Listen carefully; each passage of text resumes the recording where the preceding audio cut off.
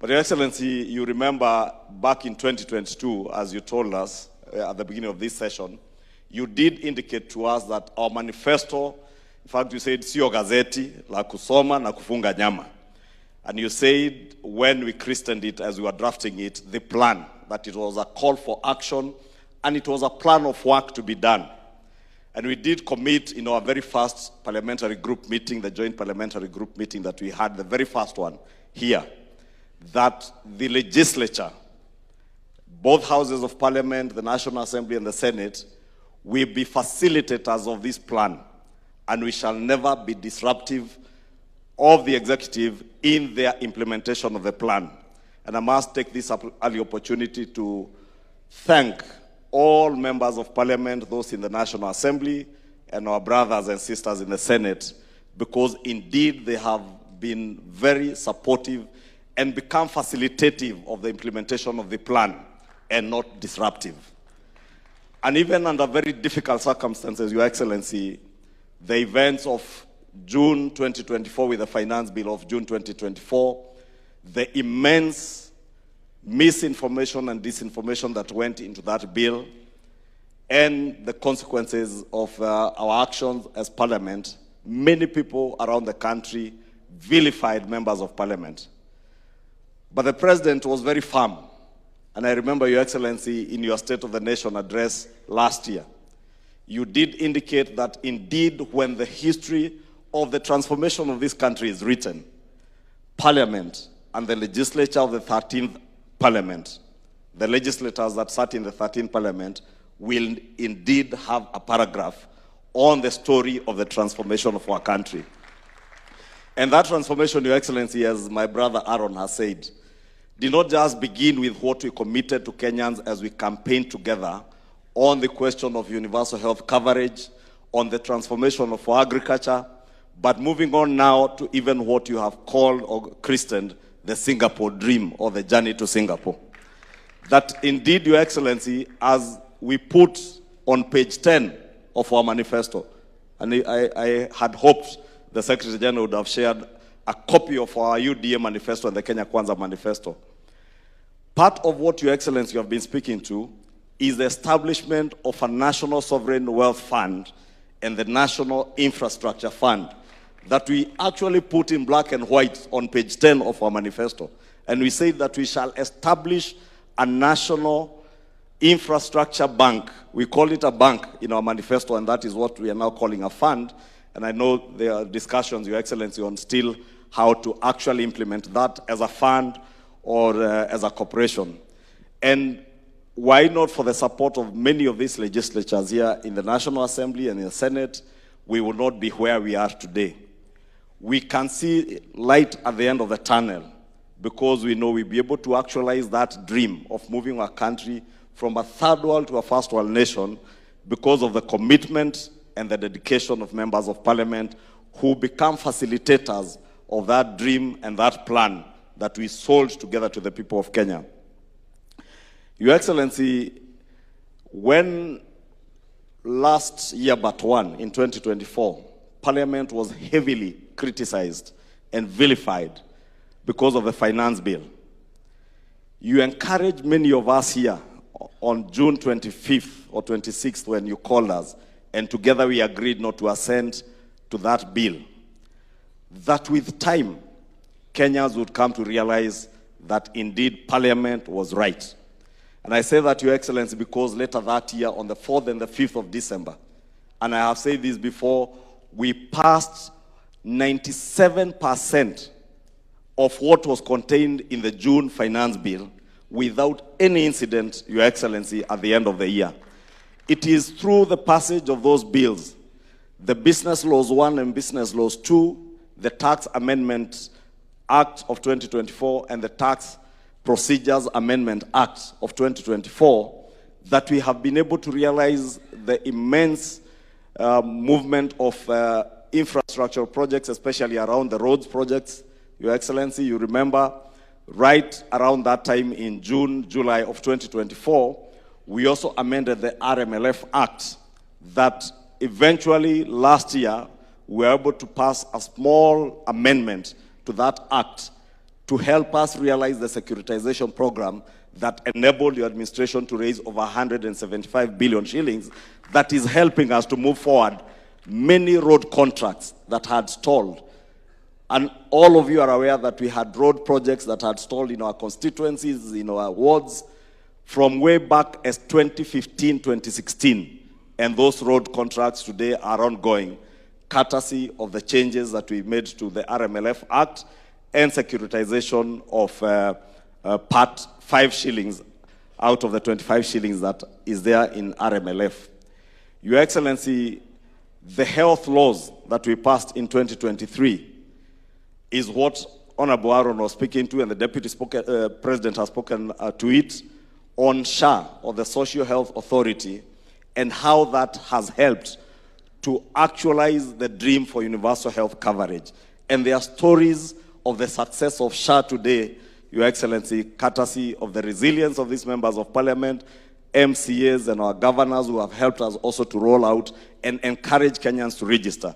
That indeed today across the country, Kenyans are not being, we are not pleading as we were pleading before with Kenyans to register in SHA. They are the ones through word of mouth who are encouraging each other to register for SHA to be able to benefit from universal health coverage. Your Excellency, we have also supported in a big way the agricultural sector that and the reforms the Deputy President spoke to, whether it's from the sugar levy, the 4% that we put in 2023, 2024, and also, Your Excellency, in many supplementary and annual appropriations bills, we have ensured that we appropriate resources to all the programs in agriculture, in energy, in roads, that will ensure that we're able to roll out that development program that we have for our country. And I must be very appreciative, Your Excellency, that we have never, as a leadership of the House, had any problem with any of our members. And indeed, we have seen the support of many members of parliament, even being able to speak to those who do not subscribe to our manifesto, to convince them in the passage of the appropriations bills that we do, the finance bills that we have been doing every year, because without the appropriation bills that we pass in the National Assembly, the supplementary appropriations that come to supplement what would otherwise not have been provided in the main appropriations bill, that is what actually rolls out the programs that we are speaking about here today. And we indeed feel part and parcel of the successes of this administration, because, as Aaron has said, we campaign together and we are one team. Your Excellency, I did allude to the infrastructure fund. And I know many of the laws that we have passed have come in to feed this plan that we are speaking about here today. But the most critical that is ahead of us now is the establishment of that National Sovereign Wealth Fund and the National Infrastructure Fund. And Your Excellency, when last year in the State of the Nation address you spoke to Kenyans and spoke of the dream to raise money through privatization of our state-owned enterprises, many people took it as a story, and indeed many pundits in the media said that this is a new narrative, to Singapore. But today, Your Excellency, with the opening of the IPO of Kenya Pipeline and the ongoing process in the privatization of Safaricom, we can actually see it now becoming a reality. That, as you have said before, in the course of this year, we will have raised the first 1 trillion shillings, the first 3 trillion actually, because we will be raising the first 1 trillion shillings in the next month or so. And Your Excellency, we would not be able to realize this had we not passed into law. And I must thank members of parliament who helped us to repeal and reenact the Privatization Act that established that legal framework that now is enabling the privatization of state-owned enterprises.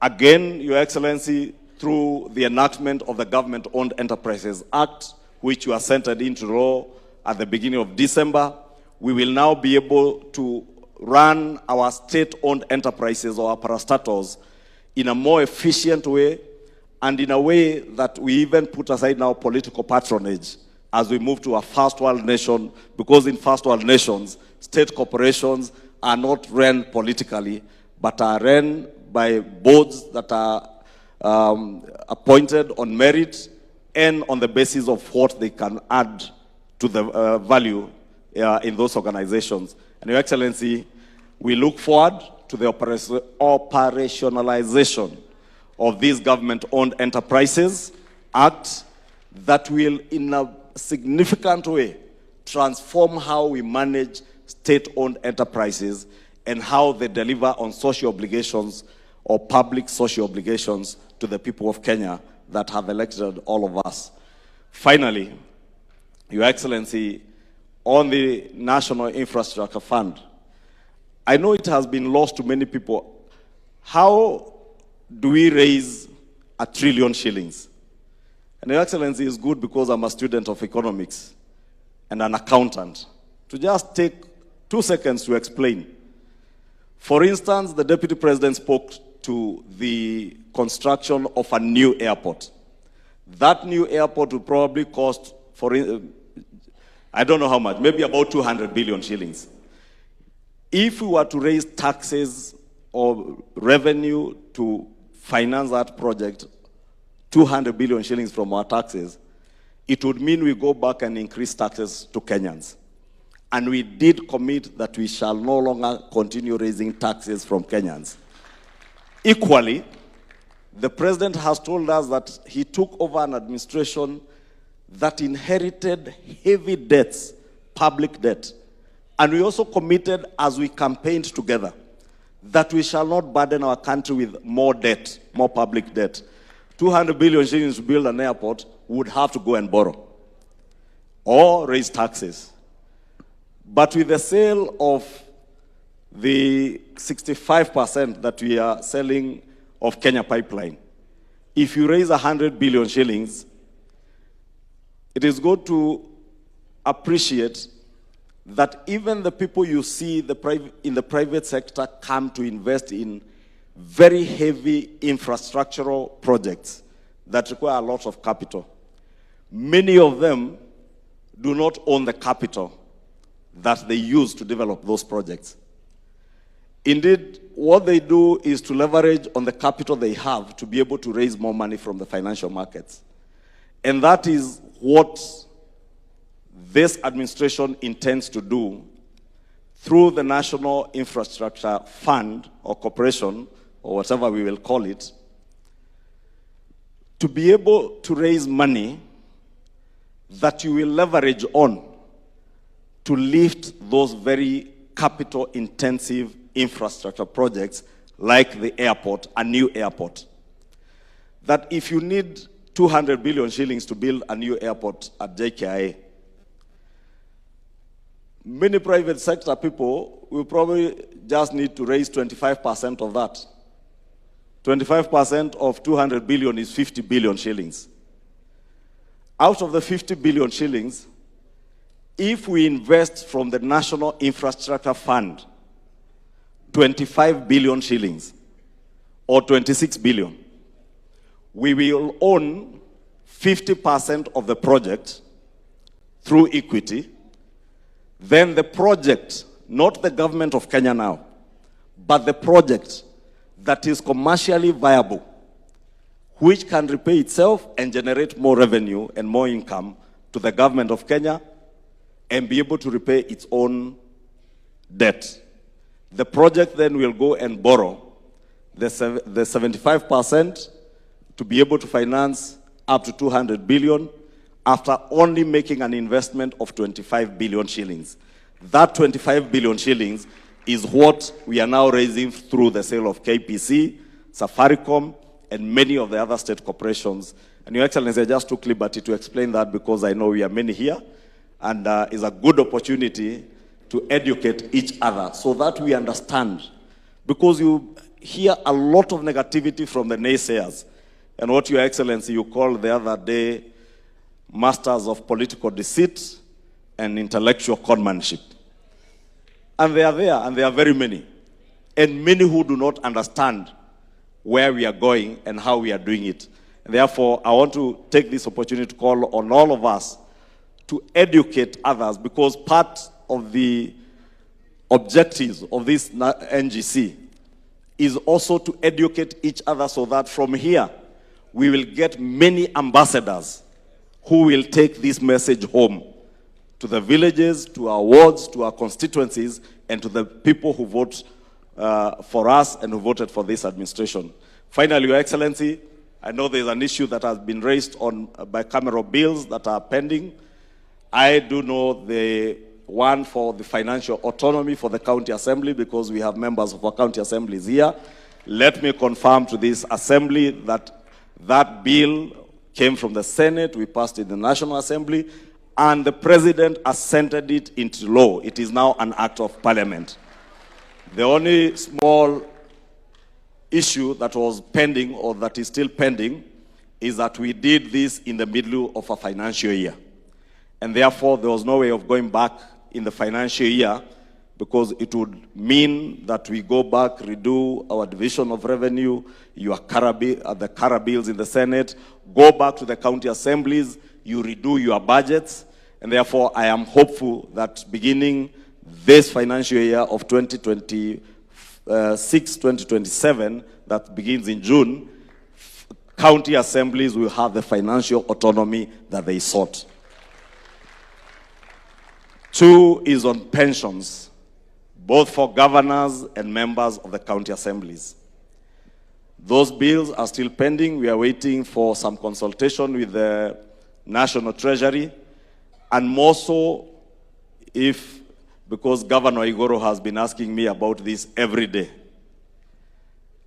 on the impact of that pension bill on the division of revenue, the shareable revenue, whether it will come from the national government or from the share of the county assemblies. We are still consulting with the National Treasury to be able to guide us on that, and the same for the county assemblies, so that eventually we will have county assemblies and governors who also have a pension scheme that is contributory and that will help them post-retirement.